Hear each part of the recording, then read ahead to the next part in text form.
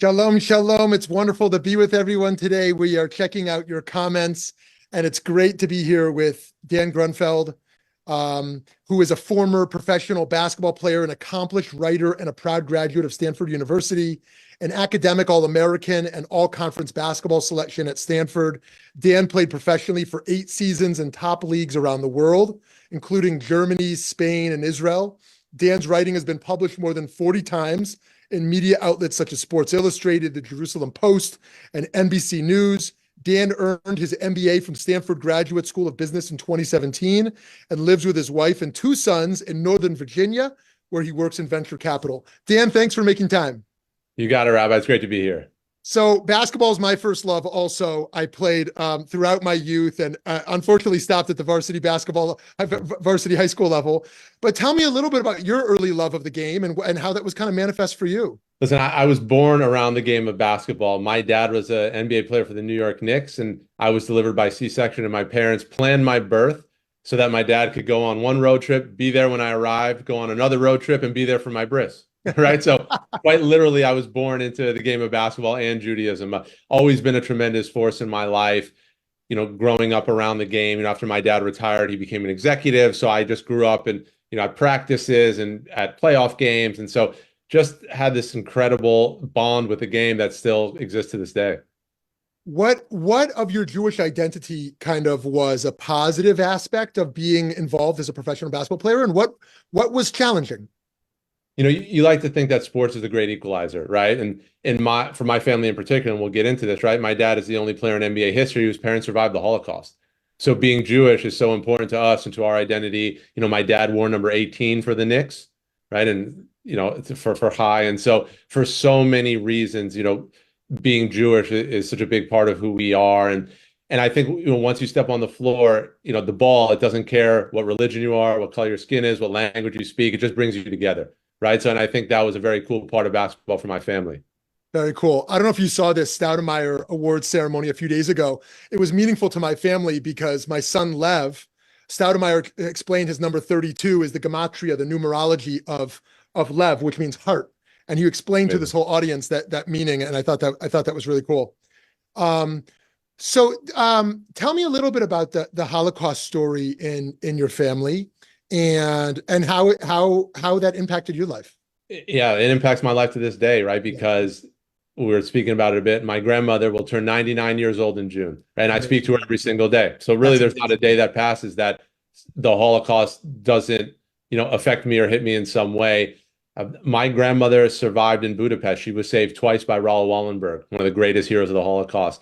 My grandmother also risked her life to save others. And so she obtained false documents for 17 other people, right? So she's not only my hero, she's also a hero. My grandfather survived in a forced labor camp in Hungary. After the war, they got married, had a family. My dad came to the United States when he was 9 years old, didn't speak a word of English, had never touched a basketball. And so it just kind of shows you that American dream story. But listen, my grandmother lost 5 siblings and both parents in the Holocaust. My grandfather lost both of his sisters and both of his parents. So my dad was born from the ashes of the Holocaust. And for the Jewish people all the time, but particularly what's going on today, right? We just need to be proud of who we are, stand up for ourselves, stand up for others when they're not being treated fairly. And we know what's at stake, right? When Jews aren't treated fairly, when any people aren't. And so we have to stand up for ourselves. So well said. You're right. It's through the roof right now. If we look at the far right and neo-Nazis and white supremacists, we look at the far left and those who hide in anti-Semitism in a vehement hate for the state of Israel.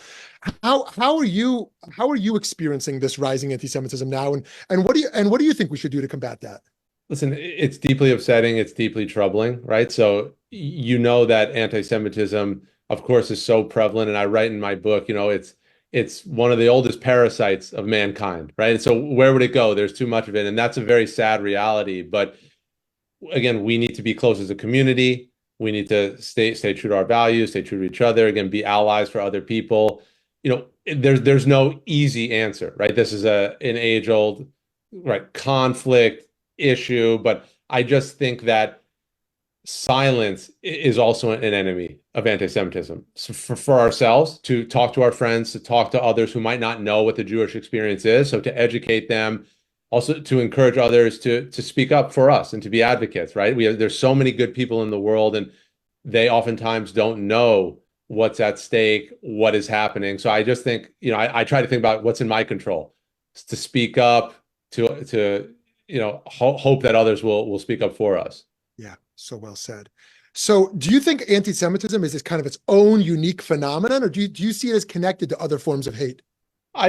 Hate is hate, right? And prejudice is prejudice. There's like different flavors of ice cream, right? And it's such a sad, unfortunate reality of humanity dating back eons, millennia, century, all those things, right? There's always been people not getting along with other people for reasons not having to do with who they are, right? The type of person they are. And, my grandparents always taught my dad, after coming to America, never make an assumption about someone.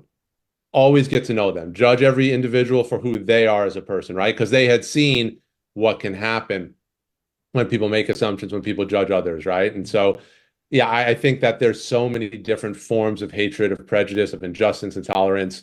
Anti-Semitism is one of them, and it's one of the most prevalent. Yeah. One of the ways that Professor Elie Wiesel impacted me so deeply is by sharing that there's two ways to combat anti-Semitism. One is directly, but the other is to continue to live our deepest Jewish values on the global stage, to continue to combat hate wherever we find it, to continue to stand up for what's just and right wherever we can.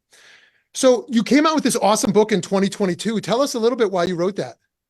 Yeah, By the Grace of the Game is my book, and it details my family story, the only story from Auschwitz to the NBA. As I mentioned, my dad's literally the only athlete, not only NBA player, but only professional athlete in any of the major American sports whose parents are Holocaust survivors. I always grew up with this knowledge of the profound impact that basketball had on my family and feeling, right? I knew that, again, my dad was born after the Holocaust, and when they immigrated to the United States, my dad tragically lost his older brother. So there's been a lot of real pain, real hardship in my family. But basketball gave us another life, right? And it gave my dad an opportunity to do things that he never dreamed of doing, to have experiences, and really to have a life in America. And I mentioned he arrived, in JFK Airport in New York City as a 9-year-old, not speaking English, having never touched a basketball. A dozen years later, he was standing on top of the Olympic podium as a gold medalist for the United States of America, right? And so I talked to a lot of students about my book, my family story, and if they believe things are impossible, all you have to do is remember that, right? That's where my dad started, and that's where he got, and it was really the game of basketball that enabled that. And so I felt the power of that, and I wanted to tell the story. Yeah, so cool.